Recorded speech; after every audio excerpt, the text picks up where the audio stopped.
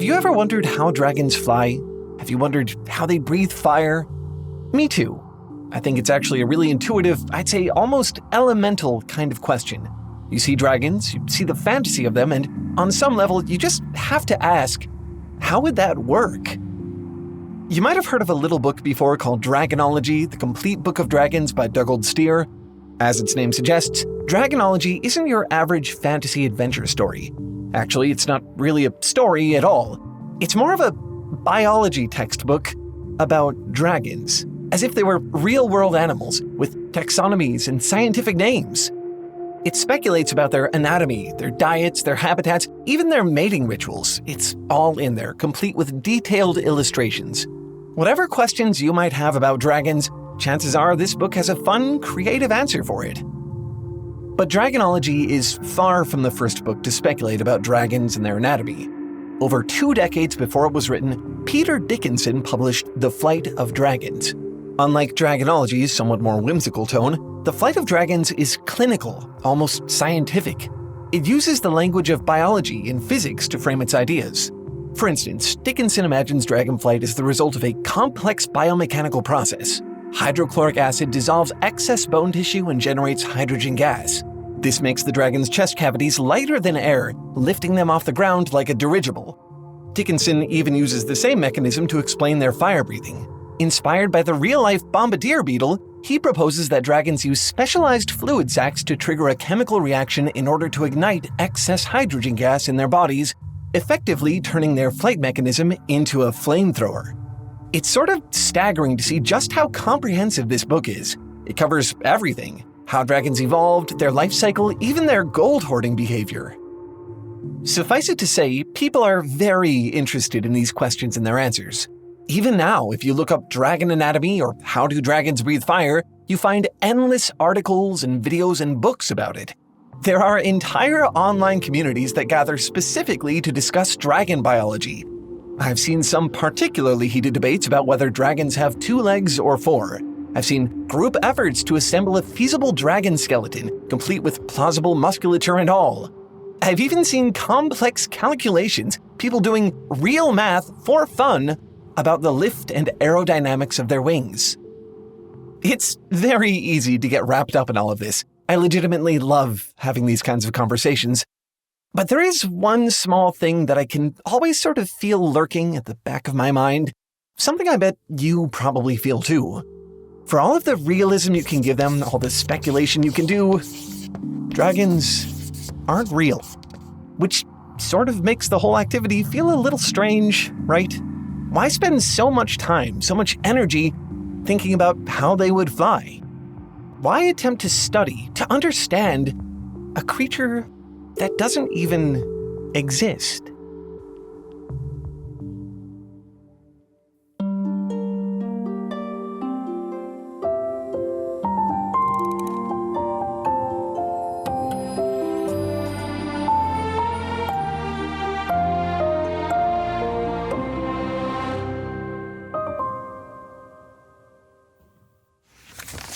Really quick, before the video starts, I just want to tell you about Foundry behind the machines.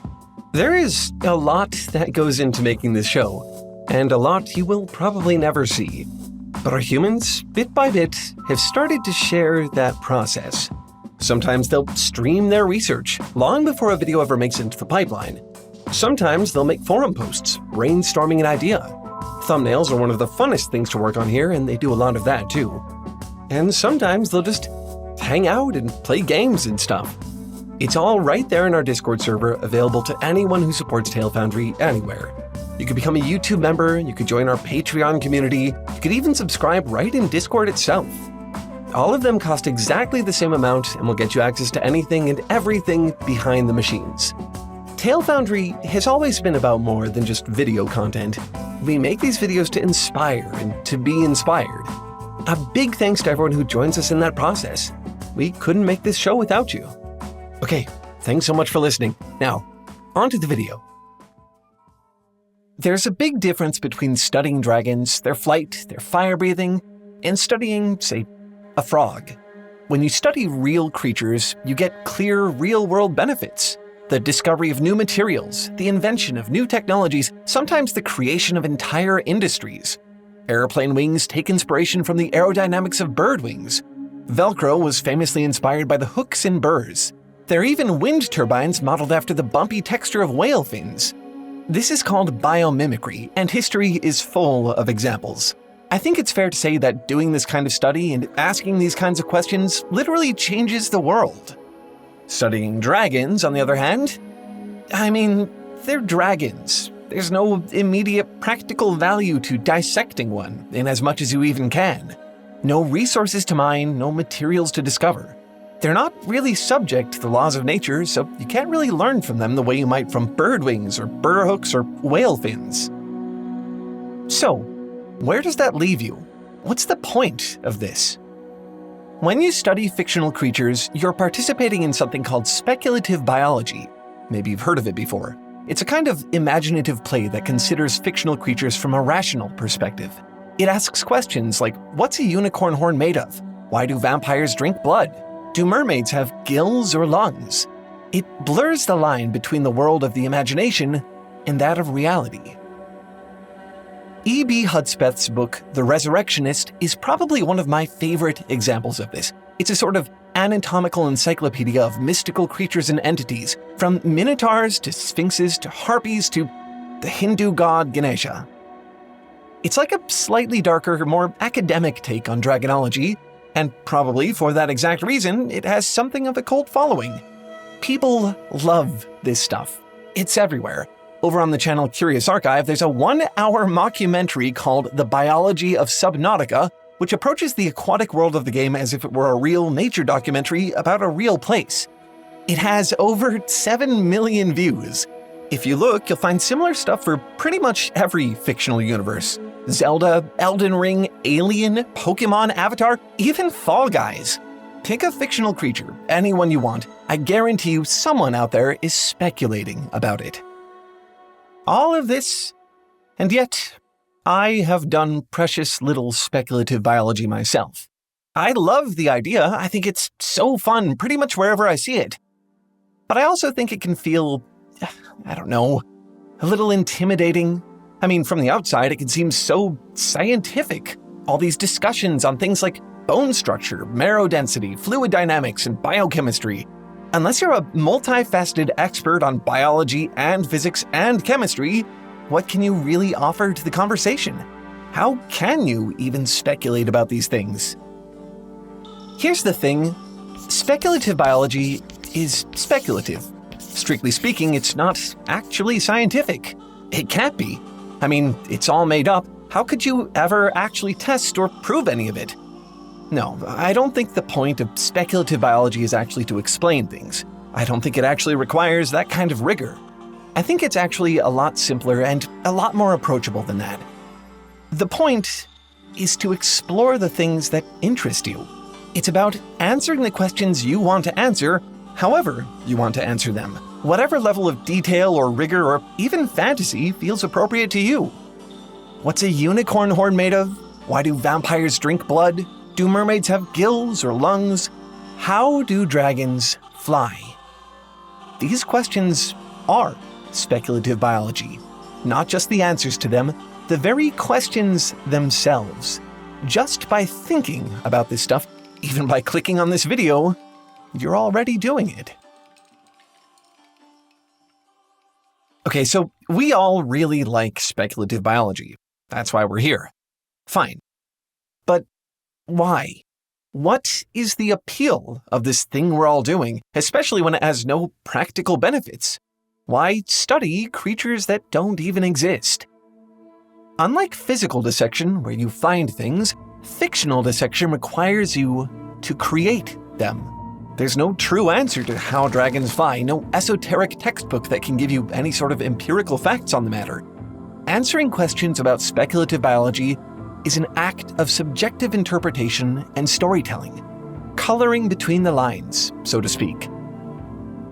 Here, look at this painting. It's a piece by Rembrandt called, imaginatively, Man in Turban. It's striking, isn't it? It looks photorealistic. The shimmer of the cloth, the folds of the fabric, the texture of the skin. You would be forgiven for thinking that Rembrandt painted every hair on the man's head, every fiber of his clothes. But take a closer look. Look at the shadows, especially on the edge of the turban and the robes. They blend together into a single, formless mass. Look at how the details vanish into the darkness. When you look at the painting as a whole, your brain assumes the presence of every hair, every thread, every shadow. You can almost see them. Your imagination fills in all the tiny pieces that aren't really there. Paintings are full of illusions like these. Light burning shapes together, shadows smearing into nothingness.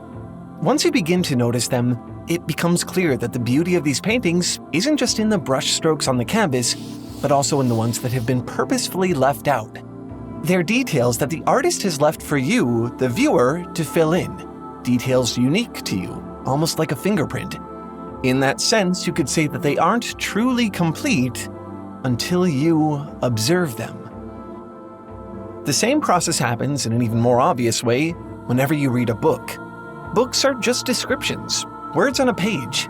When you imagine whatever it is you're reading about, you bring it to life. Your brain does the work and fills in the blanks. There's something special about imagining the story for yourself, something unique to your experience. It's why books are still around, even in the age of jaw-dropping spectacles and better-than-ever CGI. Speculative biology and speculative fiction as a whole draws on that same urge. It scratches the same itch. And I think that's why humans do it, why it's so fun and stimulating for you. Because when you dissect a dragon, how it flies, how it breathes fire, you're not just visualizing it. What you're really doing is creating it. Okay, but if that's true, then why build a dragon? If the exercise is to build your own creature, why imagine something that's already been imagined? What's the point in speculating when you could just invent a 10-headed, 6-legged, 4-tailed, 20-winged angelic monstrosity? Here, let's try something. When I say Minecraft, what's the first thing that comes to mind? Maybe you're thinking about big multiplayer servers, all the mods and minigames, the exploration, the cozy farms, the insane challenges. But let me ask you this. Did you think at all, even a little bit, of art? Yeah, I wouldn't have either. But lo and behold, we have stuff like this. And this. These are works created in-game by YouTuber B00100. He's an artist who uses the limited blocky palette of Minecraft as his medium. He creates breathtaking sculptures and landscapes, waterfalls, castles, forests, factories, with the help of real-life architectural and painting techniques. He draws inspiration from the topology of Minecraft's world, building upon it rather than replacing it entirely. His work is a reimagining of what the game's world could look like, and the fact that it's all done in unmodded vanilla Minecraft makes it incredibly accessible too. If you want to do what he does, you don't need expensive tools or an art studio. All you need is a copy of Minecraft, a bit of inspiration, and a whole lot of patience. Fanfiction works in a really similar way.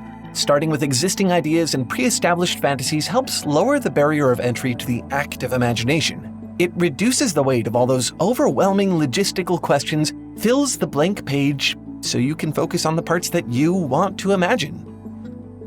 This video is still about speculative biology, I promise. Like a sandbox world, like fanfiction, speculation is another way to fill in those blanks. It gives you a marked canvas to paint on. It starts you with something less intimidating than the infamous blank page. Even when you're starting from the same point as somebody else, no two dragons are the same. Based on where you're coming from, the creatures you imagine will always end up being personal to you. Remember the Flight of Dragons from earlier? That super scientific book that explains how dragons fly and breathe fire?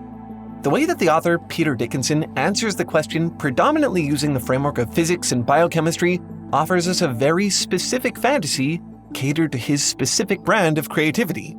On the other end of the spectrum, we have Anne McCaffrey's Pern series. Rather than focusing on the physics of lift and aerodynamics, Dragon Riders of Pern explains dragonflight through magic.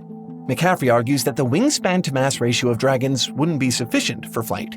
Her dragons use psionic powers to fly, and their wings are mainly just for gliding and steering. Meanwhile, in The Resurrectionist, E.B. Hudspeth rejects the premise of dragonflight altogether.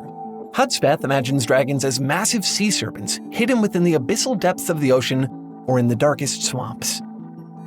Each of these authors are drawing on the same source material. They're all creating dragons. And yet, each of these dragons is a unique creature unto itself. They're the product of the author's own interests, perspectives, ideas. I think the same is true for anyone who engages in speculative biology, no matter how elaborate. When you decide how dragons fly, you're not just answering a question. You're not just doing a thought exercise. You're building your very own dragon.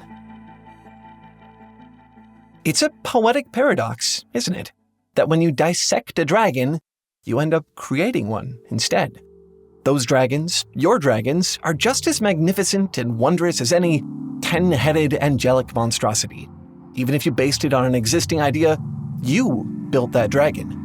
You put the bones into its body, you poured blood into its veins. You decided how it breathes fire, what it looks like, and what it's made of. That dragon exists because of you. I think that's the heart of speculative biology, why people find it so fascinating, no matter how frivolous it might seem from the outside. It allows you to follow your inspirations, your interests, your curiosities, and create something of your own.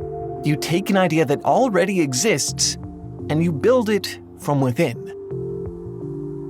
All speculative biology does is give you a starting point, a framework, but how you choose to fill it is entirely up to you. Only you can build your dragon. So, let me ask you again. How do dragons fly? Actually, you know what kind of breaks my heart? If you take that question and go plug it into Google right now, which many people have and will do, the first thing you're probably going to see is this: an AI trying to answer the question for you. If you do an image search, a sizable portion of what you find will be generative slop dragons with no artist attached at all. More and more, it seems that the internet just isn't a place for dragons anymore, for imagination. And as a creative, that's a thought that makes me legitimately miserable. So, we decided to do something about it. Yep, Foundry has come together with a bunch of other creators and created a place solely for real humans and their art. It's called Nebula. You may have heard of it. Nebula is like a refuge from the slop deluge happening across the internet right now, a blessed breath of fresh air. It's also a lot more than that, too. See, the money Nebula makes from subscriptions goes back to us, the creators, and allows us to do all kinds of awesome stuff. All our videos go up there early, ad-free. We made a whole Foundry original documentary series over there called Worldsmiths about the authors behind some of our favorite works. Creators have hosted game shows, directed feature-length films, piloted entirely new studio productions, all through Nebula. Not long ago, we brought our friend Frankie from the channel A Bit Frank over to Nebula, and she's already made what is probably one of my favorite Nebula original series so far. It's called A Bit Obscure, a travel show where she goes around and explores the weird, wondrous, and spooky. Radioactive hot springs, forests overrun with jack-o'-lanterns, abandoned truck graveyards. It's insanely fun, and we're legitimately so proud of her for making it. So, that's my pitch. A slop-free platform where creators are able to make the best stuff they possibly can. If you love that idea as much as we do, come join us on Nebula. In fact, we'll make it easy. Now, you can do it for free. That's right, Nebula is now, for the first time ever, offering free trials. Use our link and get 3 days for free. Come watch Worldsmiths, watch A Bit Obscure, watch next week's Foundry, watch as much as you can anything on the platform.